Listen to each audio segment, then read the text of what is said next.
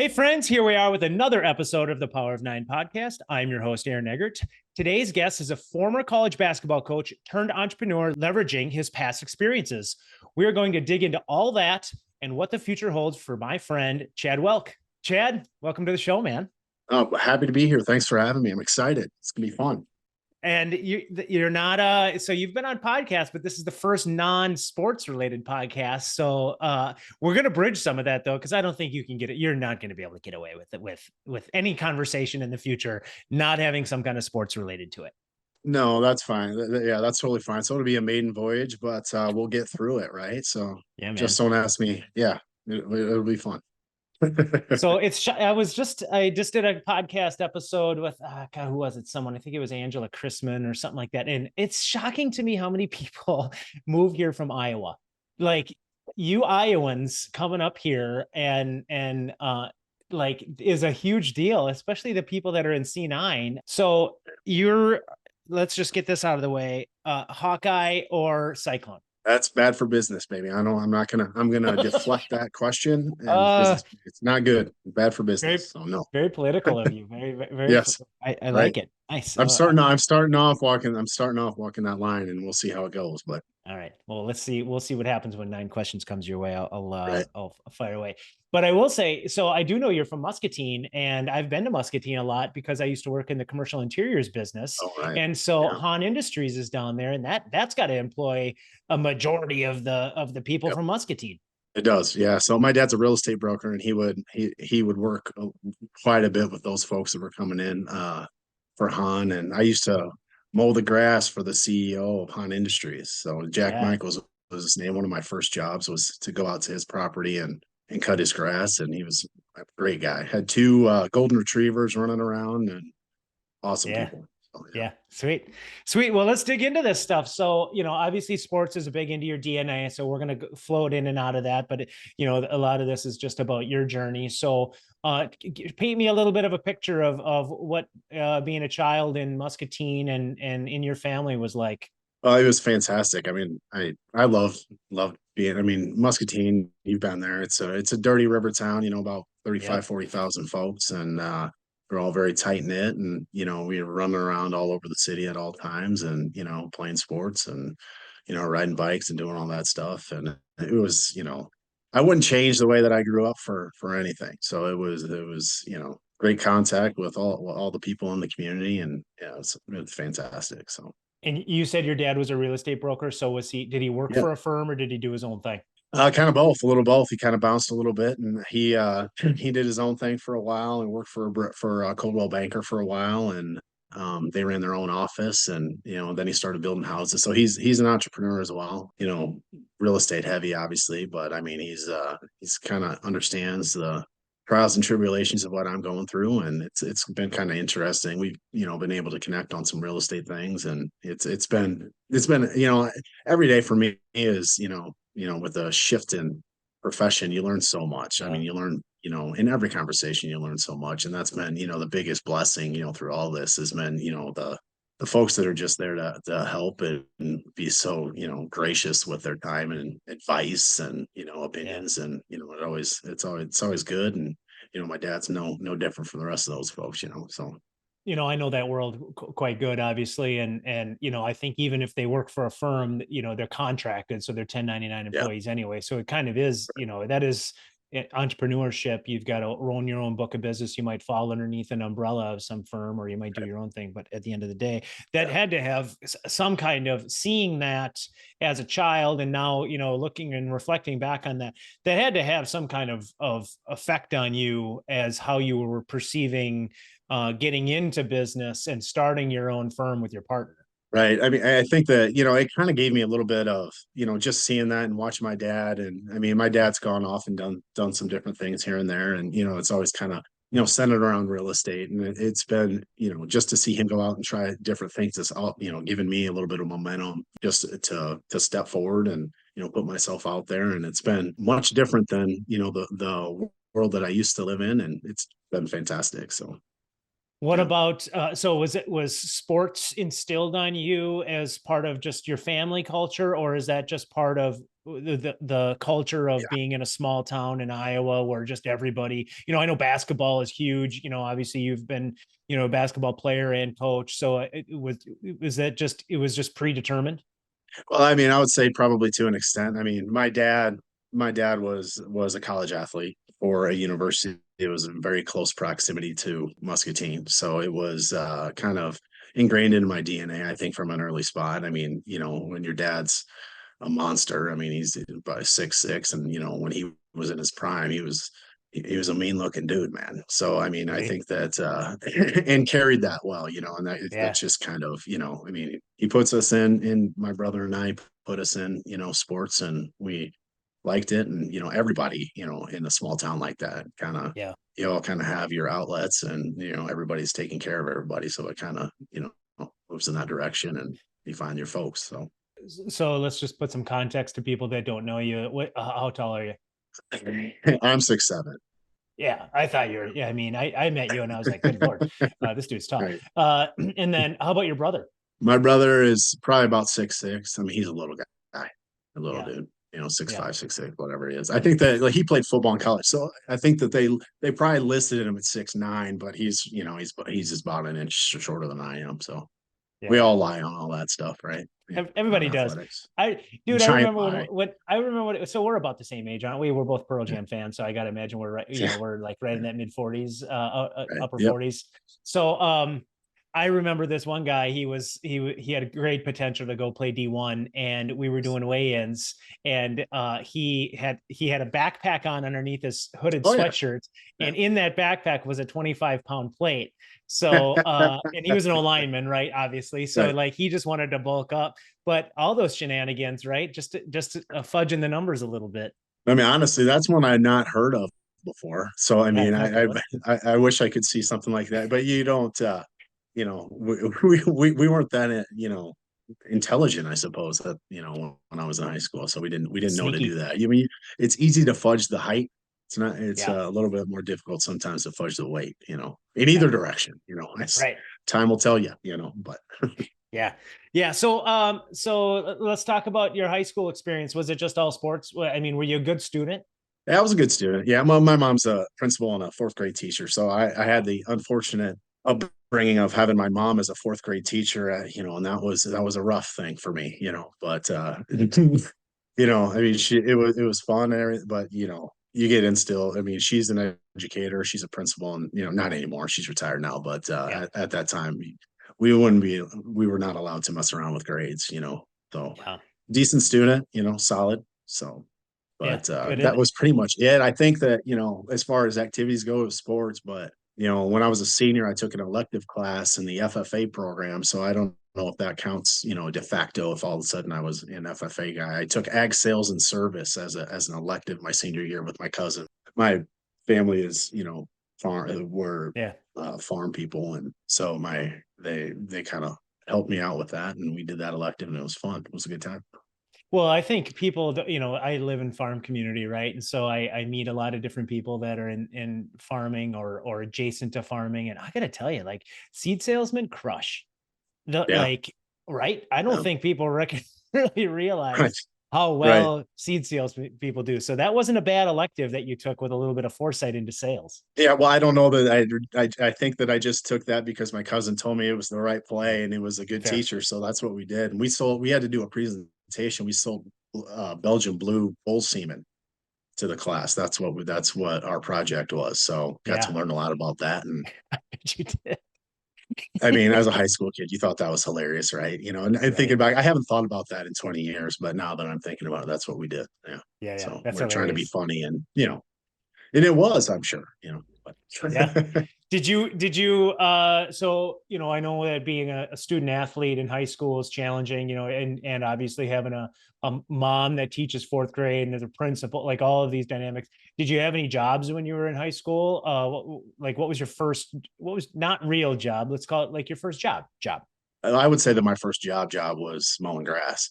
That was my Yeah. first thing, my first entry into the workforce. And my parents instilled me at a really young age the value of working and of going out and for them, my dad grew up on a farm, so it was, one of those, and we weren't in a farm, we were in the city, but he wanted to instill those values, and we definitely got our share of that. So Yeah.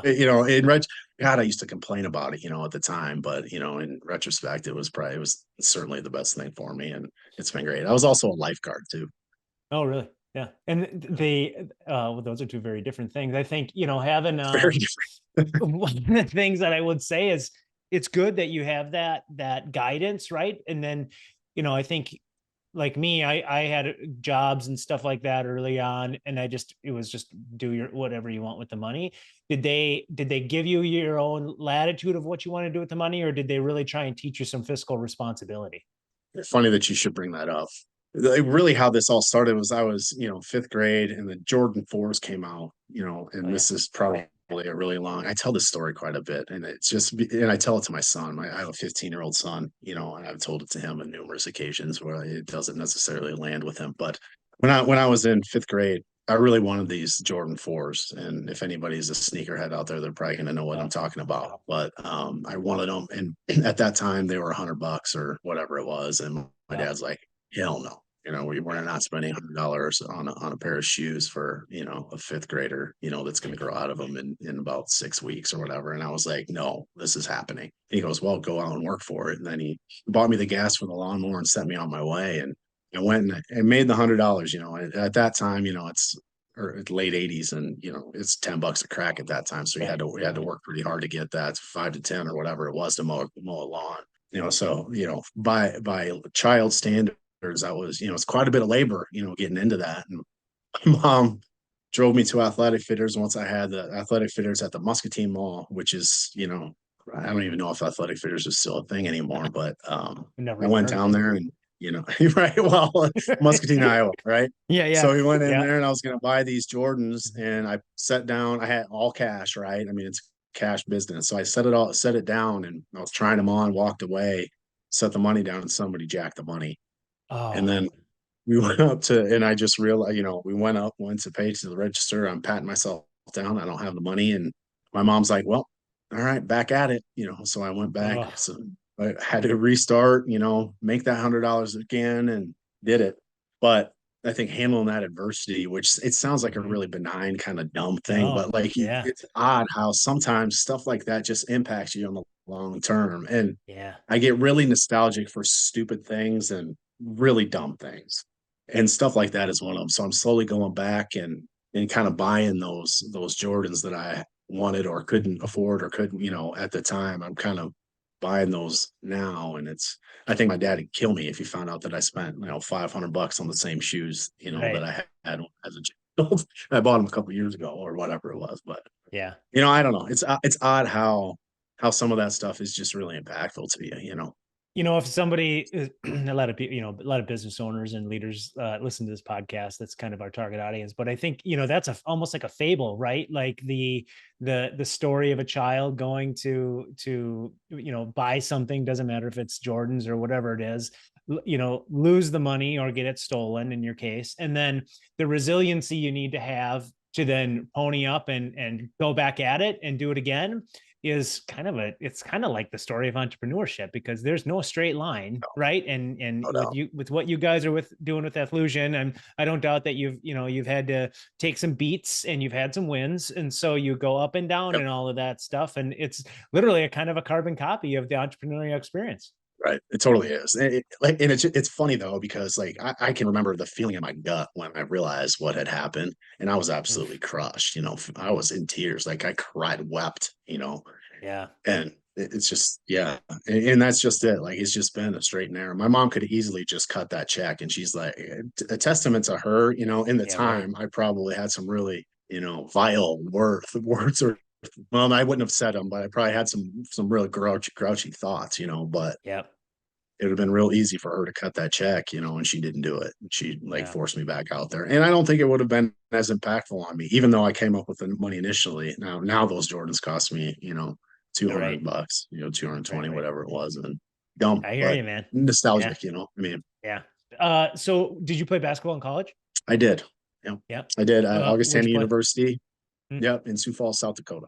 Cool. So my parents always give me a lot of crap because I went the wrong direction, geographically. I went to a colder, little more windy, more barren area. And now I've even done it even worse, by being up here in the metro, and they're like, why couldn't you go on to school in the South, but Yeah. it Yeah. is what it is. You do what you do. So And then was that always was basketball, like, as you were going and getting recruited and going to play, at Augustana and stuff like that, was basketball kind of in your mind as being kind of your long-term plan? absolutely not. You mean as far as career choice? Mhm. No, absolutely not. I wanted nothing to do with basketball when I was done when I got done playing. Mm. I mean, my body was beat to shit. I mean, you're a big dude running it down. Yep. I mean, it was a different time back then. There was no load management. There was no taking days off. We're not doing a stretch day. There's no yoga. I mean, we had all Right. the, athletic trainers and everything like that. But I mean, exercise science at that time was significantly further regressed than what it is now. I mean, there's been leaps and bounds on, just body management and just, preventative medicine and things like that at that time. So I had some opportunities that I could have gone and played pro when I was done Mhm. overseas. And I didn't pursue any of that just because like I had played my senior year with a broken wrist. I had shoulder issues. I had 2 knee surgeries. It's just sometimes, the gods are telling you something. And that's kind of Yeah. what it Yeah. was. And I had no interest in coaching, none. So Mm. it was an interesting, transition, obviously. But I mean, yeah, it's odd to talk about. I did not take a linear path into college coaching. I'll tell you that. But Yeah, we're gonna get into that in a second. So before we take a quick break here, one thing I did want to ask, and I kind of had this in my back pocket, is so you go from basketball and sports kind of being in your identity of who you are and in your DNA, and then you go to, and that's going through high school, and then you go to college and it's part of your identity who you are. You're good, so you're probably recognized and things like that, and then you move away from it. And as you're done with college, and I don't doubt, this might go into some of the stuff that you guys are doing now, but what was your mental like condition when you were getting out of college basketball and trying to figure out what the hell you're going to do? that's one of the things that being an athlete and kind of going through that all of those processes and that process, just the process and the rhythm of being that and having so much of it wrapped up your idea. Like it was a very, very dark time in my Mm. life, I would say. It was hard. I didn't know what I wanted to do. I wasn't sure what direction to go. I was completely lost during that time of my life. It was Mm. it, it was very difficult. And that's one thing, and we haven't really touched on it, but I mean, that's one thing that we want to do at Athlusion is kind of give back to that portion of it, of just helping the athletes get out, and that's kind of what we do from a search standpoint, which alleviates some of that as well. But I mean, it's very difficult when so much of your identity is wrapped up in something for a Hmm. very Hmm. long, from a very early age, really. I mean, because you're coming up, probably middle school on, that's kind of how you recognize, how and it gives you some semblance of a purpose, if that makes any kind of sense. And it's not Yep. your sole purpose, but Yep. I mean, it certainly envelops, a lot of your identity and a lot of, what you're about as a human. So it's when that goes away, it goes away very abruptly, which people don't talk Hmm. about. And it can be a very difficult time in a lot of athletes' lives. And And I we'd like think, to kind of help bridge that.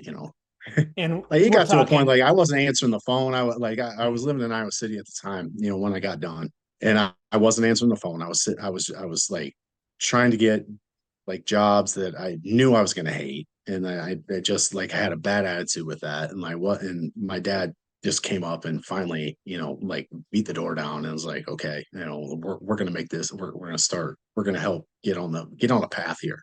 Get it Yeah. figured out. You Yeah. know, it was good. And I think that, for us at Athlusion, I think it's very prudent. It's kind of almost, for me, almost like a passion project, like a side passion Hmm. project for me, because I've been in that spot, even Hmm. as a college coach, like it's very difficult to stay on top of those guys that just got done, just to maintain that connection. I mean, just because they're ready to start their lives too. And some of them Yep. have, you have guys that are in that path and they have what they're going to do staked Hmm. out. They've done, well, that's probably those guys are kind of outliers in the minority. Yeah, and I think, we're talking the 90s here, right? And so the emphasis on mental health was never there. Right. Teams didn't have sports psychologists. Every now you go fast forward, they've got sports, every university's got multiple sports psychologists, every obviously pro team Right. does and all that other stuff, but they're creating these bridges. But I still think, and so we're going to dig into Athlusion and what you guys do. I am going to touch a little bit on the path of how you get there. So we're going to take a quick break, but I do think what I love about, and since I met you, the day I met you in that whatever People's Organic, I love your offering because I think you're addressing some things that are being lost in that transition from the identity to what the future is going to be. So, all right, sorry, long-winded. Hold on a second here. We're going to take a quick break. We're going to come back with Chad Welk after we listen to a few of our community supporters. Every year brings new challenges for Minnesota business leaders, and USI Insurance is here to take the pressure off of the employee benefits decision. Having a local presence with national resources, USI combines a client-centric culture with leading-edge technical resources so you can make an informed decision on your benefits investment. The USI team has been deeply committed to investing into our local communities and utilizes their expertise to provide solutions you can count on to protect your greatest asset, your employees. USI has been partnering with Twin Cities businesses for decades, and they would welcome the opportunity to do the same for you. Visit USI.com to learn how USI's approach to risk management and employee benefits delivers customized, actionable solutions with bottom-line impact. All right, everybody needs a bank. Not just any bank, a good community bank. From personal needs like checking and savings accounts to business services like financing and M&A support, the team at Flagship Bank is there to provide you with the assistance you need so you can spend less time thinking about your finances and more time enjoying what your money can do for you. To learn more, head over to Flagship Banks, that's flagshipbanks with an S.com. Member FDIC, Equal Housing Lender. Flagship Bank, investing in you. Verseek Search and Consulting is thrilled to support Coalition 9 and this podcast, and we are just as excited to have them as a partner. Verseek is a Minnesota-based, high-performance recruiting firm that specializes in interim solutions, direct hire, and executive leadership search. Their team of experienced professionals and seasoned leaders across various areas of expertise and industries have been in your shoes. They quickly assess your whole company and identify key elements that will take your business to the next level. Your company's success hinges on the capacity of your people, and few areas of your business are more critical than your finance and accounting team. Your company's success hinges on the capacity of your people. Verseek can help connect you with the talented candidates within finance and accounting, along with other areas of expertise in executive search, direct hire, and interim solutions. People are the ultimate business advantage. Find your people together with Verseek and make the best possible for your business. Learn more and contact Verseek by visiting Verseek.com and following them on LinkedIn. The topic of talent is hot in organizations of any size, and I would argue none more than small to mid-sized businesses. That's why it's crucial to have a partner to help you navigate all the HR idiosyncrasies so you can focus on working on your business and not in it. Insperity is a full-service HR partner with a high-touch, high-tech platform helping owners work through challenges like employee retention, company culture, and benefits, just to name a few. Do yourself a favor and explore all they have to offer at Insperity.com. Insperity, HR that makes a difference. United Healthcare is dedicated to helping people live healthier lives and making the health system work better for everyone by simplifying the healthcare experience, meeting consumer health and wellness needs, and sustaining trusted relationships with care providers.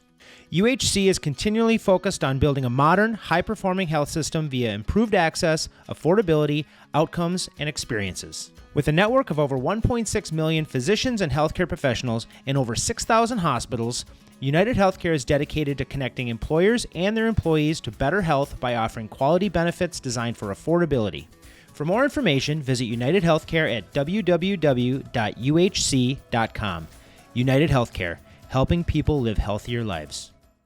All right, we're back with Chad. All right, man. So, I think there's still part of this journey that you're on before you've started your business here recently that obviously has impacted your why on creating this. So right before we took a break, we were alluding to it a little bit, but yet you spent 20 years doing other shit, man. So how do you go from trying to figure out what you're going to do, selling things, doing whatever, probably, I think there was some door-to-door sales and stuff like that in there, to then becoming a head basketball coach of a college team. Well, give me the Cliff's Notes version of that, dude. Well, so I was living back in Iowa City back home, and I started part of, you know, my conversation with my dad was like, well, you need to get back into sports. You need to find a way to kind of get back into, you know, what you've done for a long time. There's, you know, it just kind of makes sense, right? So he's like, you should go to grad school. So I started going to grad school at University of Iowa.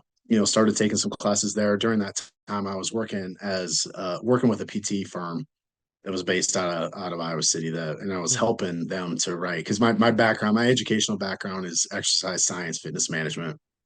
So I was helping write exercise prescriptions for folks that were coming out of rehab, like nothing serious rehabs. It was all like I got a shoulder tweak or something like that, and it Right. was clinical, and it was so boring.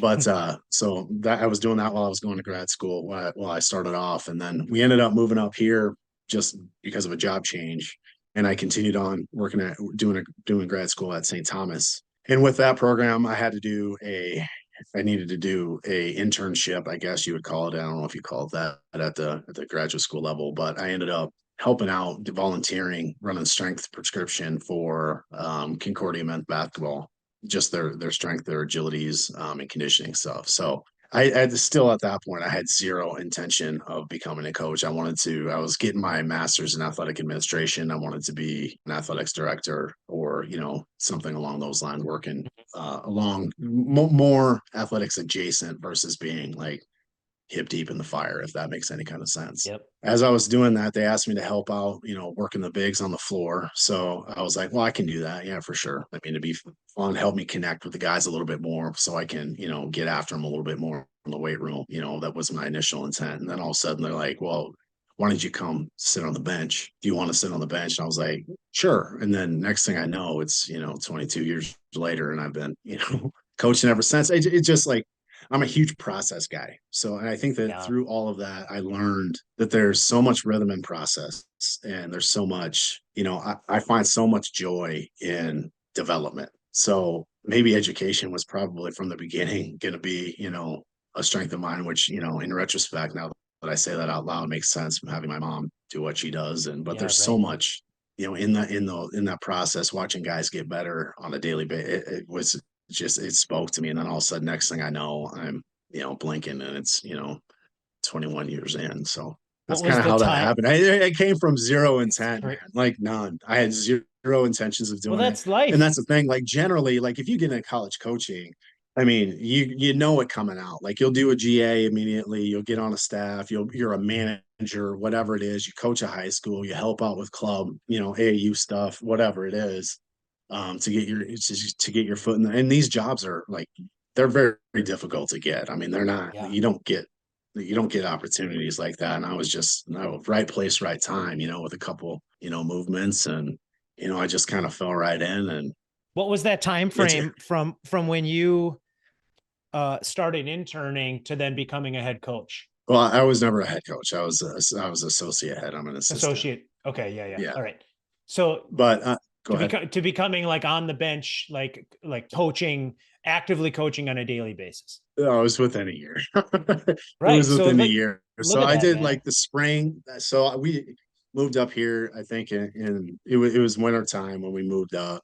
So we got and I had started school already. So and by the time I had done that internship, I did the spring conditioning for those guys. By that fall, I was doing individual, you know, post workouts and you know, by you know the next November, I was on the bench. And then So, but I you mean, I was at that point, I was a volunteer guy. So, I mean, I wasn't making any money. My first coaching job, I made $18,000 a year, you know, which I mean, people think there's a lot of money. There's not a lot of money in coaching. So you kind of live yeah. in poverty. You're doing it for, you know, the holistic, you know, you're doing it for the good of the group. And, you know, you're a teacher. That's what you Yeah. are. Right. Right. So, What programs did you coach for besides Concordia? Any others? yeah, I was at Concordia St. Paul for 8 years, Southwest Minnesota State, and then St. Cloud State is where I finished. Okay. All right. And So, then talk to me a little bit about, so, you know, you go from program to program to program, and that obviously creates a little bit of worldview because every organization is going to be different. But then, but right when not far before I met you, like that, the rug was pulled out from underneath you.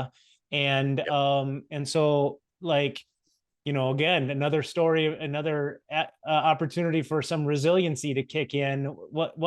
How was that world? What, do you mean the transition between coaching and life, the actual life? I mean, I always Yeah. joke that for 20 years I lived kind of in a fantasy world, and it's kind of we were talking about, like, I didn't have to watch what I said. I could just say whatever popped in my head, and Right. Yeah. all those things. But the transition from coaching into business, I mean, obviously I don't know anything what I'm doing as far as business goes. Every conversation I have, I'm learning more and more, and it's absolutely, like, the C9, community has been absolutely incredible for me. My group specifically, and like Yeah. those people have picked me up and told me I'm an idiot, and it's fantastic. And they've told me I'm okay, so it's kind of, that yin and yang, that little Yeah. balancing act. But I can tell you that, like, I was absolutely petrified when we got fired. So we got fired what would it be? It would have been 2 years ago, coming up this April. It's interesting because, like, when you get fired from a coaching job, it's very public. Yeah. Everybody Right. kind of knows, and it's a little bit of a different. Your successes and failures are very public in the coaching field. Yeah. If you have a bad day as a banker, there's not probably a lot of folks that are going to know about it. But if you do it in coaching, there's a lot of folks that are going to, have your number with that. And I was very scared psychologically about, when we got fired. I was scared because I remembered very immediately back to that time in my life where so much of my identity was encompassed in being that athlete. And, I remember how hard that transition was for me. But due in part to George, my partner, coming to me before this even happened, he had kind of come to me with the idea of Athlusion. I mean, it wasn't Athlusion at the time, but had come to me, like, before, like, probably in November prior. And then I just threw everything into this, and it's been like, and I keep waiting. I kept waiting for the other shoe to drop. I just waiting for that dark time to pop, but it never did for me. And people Yeah. ask me that a lot. Do you miss it? And I'm like, I miss process. I miss day to day. When I stop and think about it, I still get that with my kids. I still get that. My son's 15 as a freshman, so I don't miss things anymore. Yeah. So, like, the beauty of, like, not working in college athletics, but not being a coach anymore, is Yeah. that since we got fired, I haven't missed a game Yeah. That's for awesome. for my kids, man. So, like, I haven't missed any of Owen's games. I haven't missed any of, Abby's games, like, none of that. So it's, I'm there.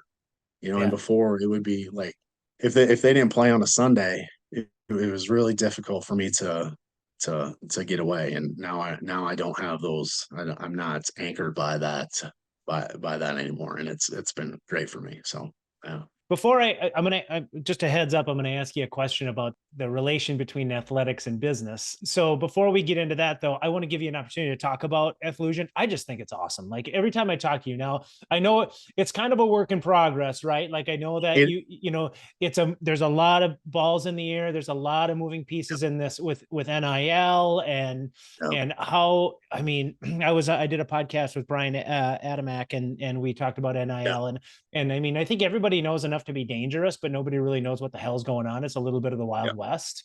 Not having to go down a rabbit hole of NIL. I know that there's a part of what Athlusion does that kind of plays along, brushes up alongside that. Talk to me about what your offering is, and how it's continuing to evolve.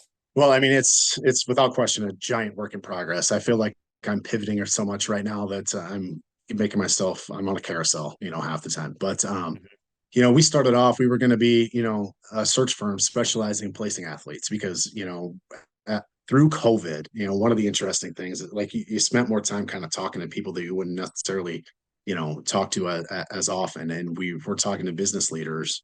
My partner specifically was talking to, quite a few business leaders that were in his community. And they were talking about how they were having trouble keeping, getting the right people into jobs and keeping them there. Yep. And, they were talking about just promoting folks that, 10 years ago they would have fired. We just were like, what you're talking about isn't necessarily even hard skills. I mean, what you're talking about is soft skills. And who has the soft skills, that comes in, they have that grind, they have that, tenacity, have handled adversity, have failed publicly, all those, small things that within the athletic field, like, that's just life, right? That's just how it is. Like, you either adapt, you handle that adversity, or you you just completely fail, right? So what we're talking about here is like selling these soft skills of these kids that we've seen for 4 years. Like, so we've dealt with on a daily basis, or we're adjacent to folks that we trust are, have been dealt with them 4 to 5 years, and coming out of COVID, damn, I mean, you're talking about 5, 6 years, Yep. because everybody got a year eligibility back. A lot of these kids are coming out of school with MBAs, everything like that, which is fantastic, but it kind of pushes them in odd directions, in the job market. So we were just trying to be a bridge, between, athletics and business, just trying to find good spots for good people. Cause we know good people, across the country, Yep. just working with, networking and coaching is no different than networking, within, C9 or anything like that. It's a little bit of a different environment. There's a little bit more intense probably in those interactions. However, you do create those connections with other coaches across the country, and, times that you work together or whatever it is at a clinic, whatever it is. So Yep. there's a lot of similarities there. And I went to George, my partner, and I said, look, man, you're going to hate this, and you're going to tell me to, go jump in a lake or whatever. That's not exactly what I said, No, but, I don't hear that coming out of your mouth. Yeah. Yeah. but, I was like, look, NIL. So there's a lot of opportunity to, my intent with NIL was to use it as a feeder, just to create that business relationship with athletes while they're coming through, in order to have that trust to place them on the back end. And Yep. that's kind of where that evolved to, where that stemmed from. So it was Yep. meant to be a vehicle to, I don't know, amplify what we were doing on the placement side. Yep. And what has happened is that there's a lot of folks that really want to talk about NIL because it's in the papers, and it's all over ESPN all the time. So like, we were going into meetings, Nikki Vincent, who we hired to consult for us and was introducing us around town, which is, how we made our connection, Yep.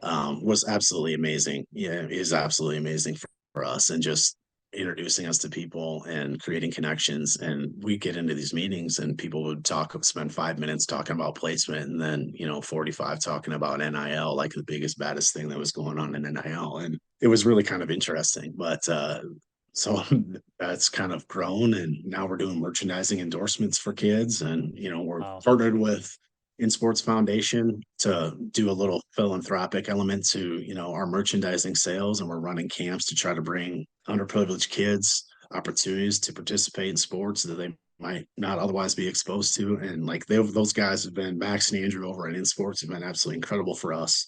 And we're spinning in some good directions, and we're making progress, baby. So it's been amazing. So Yeah. It's been it really fun to hear. I has. mean, I feel like It's every I time mean, I'm not even getting into, I know.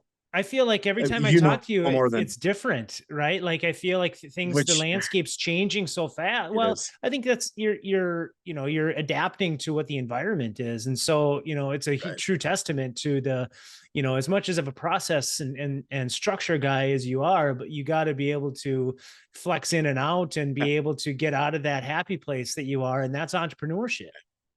It's funny though, because like, as you said, like, I tell George all the time, my partner, like, when and anybody else who asks, like, coaches are always asking about what's going on, like, asking me questions or whatever. Mhm. And it's like, with this, I just feel like I knew the second week of August every year, I was going to book all the hotels that we were going to need for an entire year. So like, it's a really small example.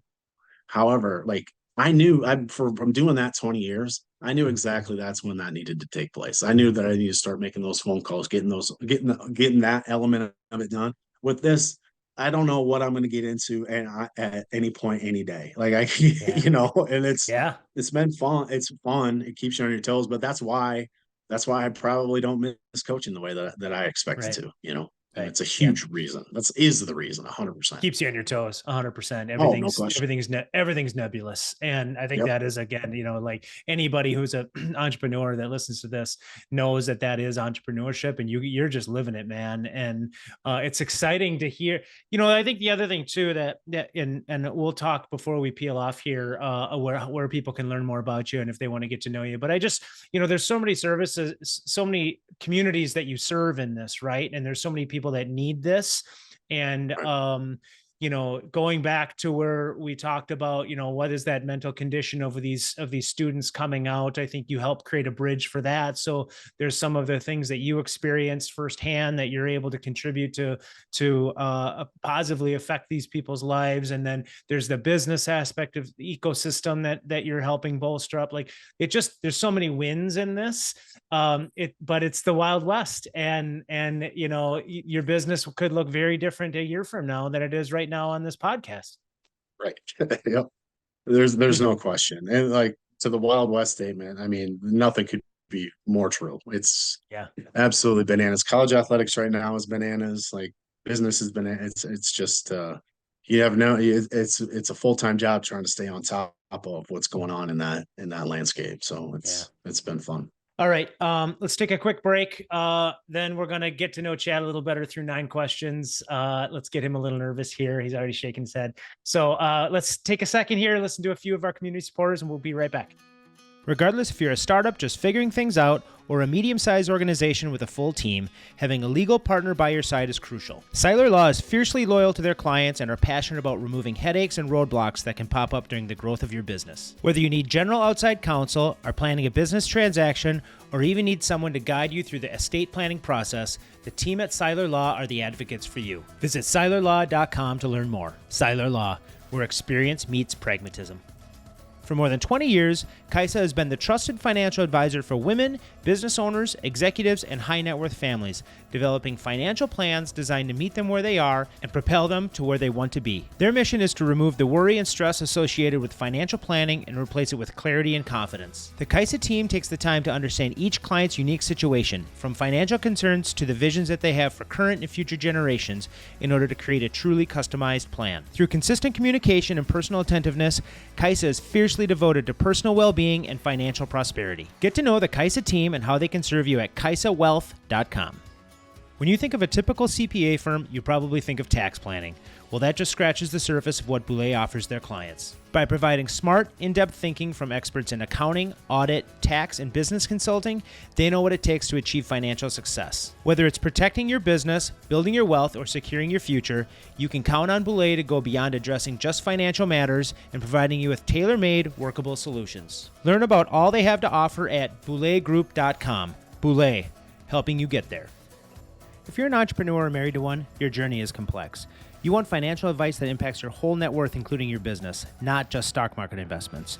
You also want a partner that quarterbacks the relationships between the CPA, estate planner, banker, and other trusted advisors. That's where the team at eWealth Partners comes in. We love helping you and your spouse design a financial plan that aligns and empowers you. A plan that addresses your concerns, priorities, and goals tailored to reach your long-term vision. A long-term vision that is worth the pursuit today. Visit ewealthpartners.com to learn how they can help couples like you. eWealth Partners, holistic financial planning for entrepreneurs. Investment advisor services offered through AdvisorNet Wealth Management. eWealth Partners and AdvisorNet Wealth Management are not affiliated. In addition to the community supporters you heard from on the show today, I also want to give a quick shout out to our evolving level community supporters, Carlson Partners, Fluid Interiors, Keystone Group International, Modern Foundation, and Rev Advisory Group. All right, we're back with Chad, and man, I'm excited for these. I got some one thing we didn't well, one question in here is about music, but you and I are both kind of where we, I met you, I meet a lot of people, and very rarely does this come up, but the Pearl Jam thing. So you're a huge Pearl Jam fan. I'm a huge Pearl Jam fan. I don't think people can see, like over here, I got the Pearl Jam 10 album framed over here. So I'm a big fan. How many shows have you seen? Pearl Jam 4. Yeah. I've seen him at Wrigley twice, and I've seen him St. Paul here twice. That last I've set. seen 4. I'm still kicking myself. I wanted to take Owen and Abby to Pearl Jam down. I wanted them to take him down to XL. So, but I'm real bummed that I couldn't make that happen. Just timing wise, there was too much going on. Breaks my heart. To an extent, but well, hopefully, they got an album coming out right here again. So hopefully we'll get a chance to. Well, they'll do another tour. They're not going to come to Minneapolis or St. Paul again. I know that they mix their tours up like that, but they'll come close enough to where hopefully you can go bounce and go see them. Well, I didn't even tell you this. So like one of my buddies, another coach, right, is like a bigger he calls me a poser. He says that I'm a poser. Because he likes the more obscure things than I do. I tend to be a little bit surfaced when it comes to Pearl Jam. I like what I like, but he texts me a couple weeks after we went to the St. Paul show, and he goes, he texted me from the Austin airport. He goes, "Oh, just touched down in Austin." I'm like, "What the hell are you doing? What are you doing? What do you mean you're in Austin?" He went to the Pearl Jam show down there, and one of his buddies backed out. He ended up like copping a ticket for it. Oh, And golly, I was so jealous. And yeah, he said our show was better, but just set list wise. But yeah.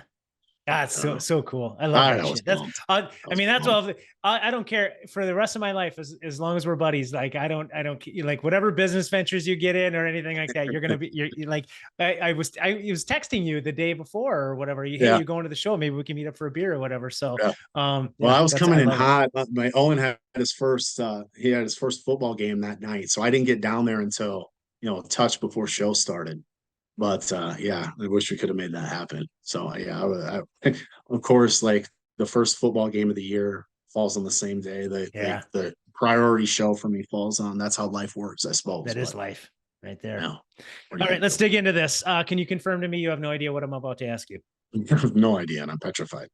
All right, good. I love it. All right, Good. question one. Yeah. Describe to me your perfect meal.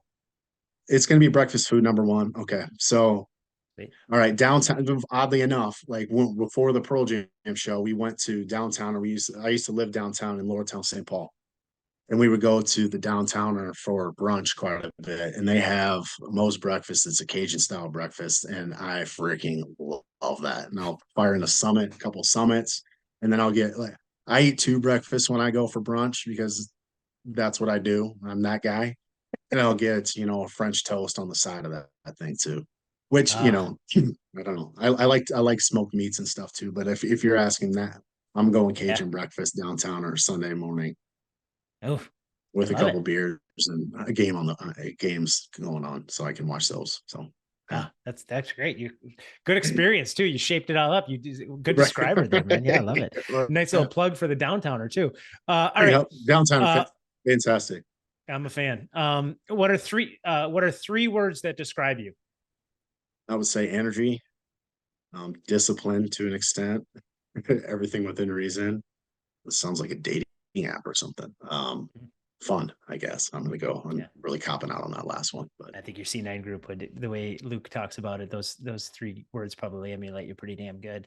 well, some I'll people would probably say grouchy. I don't know. oh no, It that's depends on the day, right? yeah, right. I'm sure it does. That's everybody's got a little bit of that in them. Where's your happy place?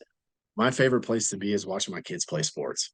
I don't know if that constitutes a happy Yeah, place it because it does. kind of Yep. depends Oh on yeah. what's going on outside. But I mean, I think that's for me. For me, that's honestly to take that a step further. It's baseball. Hmm. It's baseball for my son, and I love watching my daughter play volleyball. But baseball, and I'll tell you what, and probably volleyball both.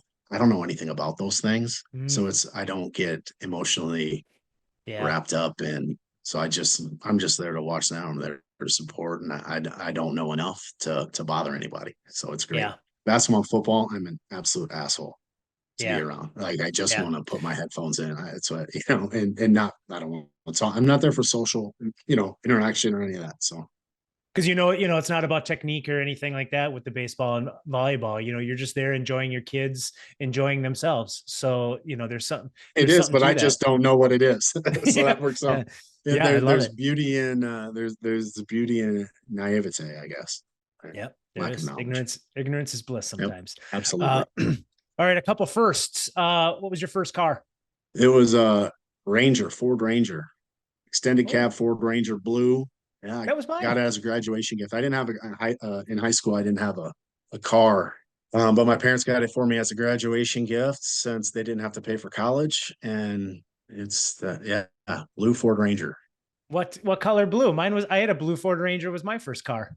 I don't Was even know it what color blue. I don't know. mine It's a was like weird blue. mine was like a baby blue, like a Carolina blue. I would say that's pretty close to what mine was. It would look like a damn Easter egg, to be Yeah, honest with you. mine too. But Yeah. oh yeah, Yeah. yeah. That's crazy. Weird. Small world. All right. Sorry. Got me all worked up on that. I love that truck. That was a great truck. Nostalgia. It had a Very pink nice. I love stripe that on it stuff. that I took off. There was a pink I stripe didn't have that. across the bed of that one. Good. I Yeah, didn't right. either after a while. Then Yeah. I took a what are you, hair dryer? I don't have hair, so Yeah. hair dryer and a razor blade, and I took that off and some gum out and got rid of that pink stripe because I felt that was emasculating, I guess, at that time in my life. But Well, being whatever. yeah, exactly. Yeah. What is the first album, tape, CD, or whatever that you purchased on your own? No, License to Ill. Oh, I Easy. love it. License to Ill. Beastie. Well, I don't Yeah. know why I thought so. I know exactly. It's License to Ill. Beastie Boys, Ah, baby. I love it. Good Question. answer. What are you reading or listening to right now? Right now, I am reading. It is The Wisdom of a Bullfrog, and it's by Admiral McCraven. Have you ever? So, like when I was teaching, there an Admiral McCraven was a former Navy SEAL.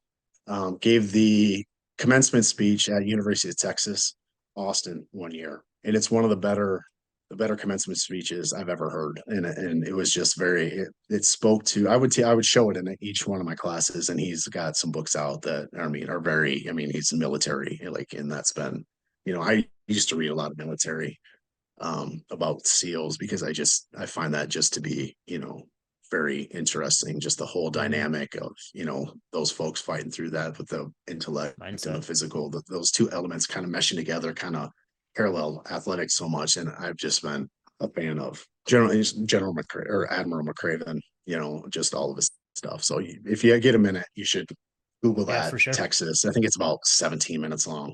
That's pretty Yeah. specific. So I mean, It's on I'm YouTube. pretty Yeah. sure it is 17 minutes long, Yeah. but Yeah, you right. should take a look at it. Yeah, All right. for I'll check sure. that out. And I'll pick up that book too. Nice. When I say the word mentor, who do you think of and why?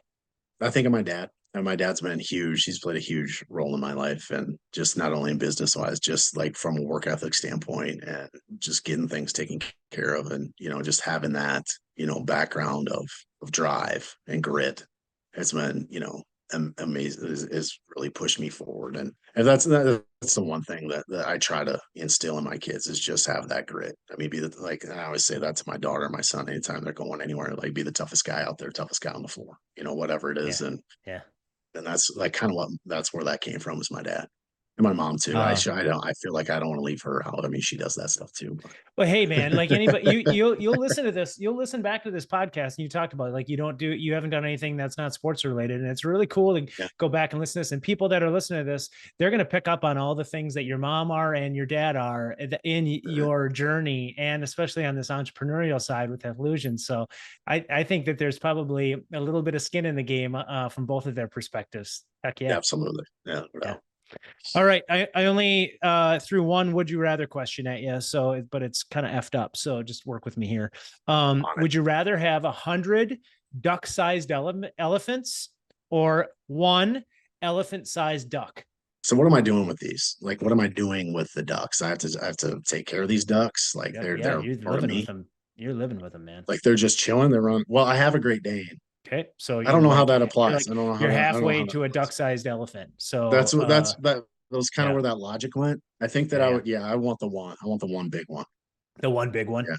You Yeah. wouldn't mind cleaning up huge, massive I do that already. duck That's all dumps. part of the day. That's every day, baby. That's all part of it. It's And all part of frankly, I the guess Great from Dane your experience. perspective, yeah, they probably would get along great. Your Great Dane would play with this giant duck, and those two would have a Yeah. great time in your backyard. Yeah. He's scared of his shadow, so it'd take him a while to get used to. He's sitting over here Well. on the couch right next to me. But yeah. You haven't heard of Peep. He's been here the whole time. You haven't heard I him. know, that's awesome. I love it. If I Right? brought my dog in Yeah. here, she'd be pacing around like a psycho. So that's awesome. Good, chill, big dog. All right. One more, and then you've made it. So if you could go on a weekend vacation with any three people on Earth, who would they be and why? The family excluded. I don't care. Any three people on Earth. Anything you want to do. They got to be living. I think I would. They have to be living. I'm gonna leave my family out of this completely so I'm gonna go Michael Jordan. I would take Admiral McCraven because I think he's an interesting guy, and then Ric Flair. That's the biggest curveball. what in the hell? So first of all, the gambling on that weekend trip is going to be epic because you got Jordan with Right. you, and I guarantee Ric Flair throws some money around a little bit too. What's with so okay? I get Jordan. We referenced the Admiral.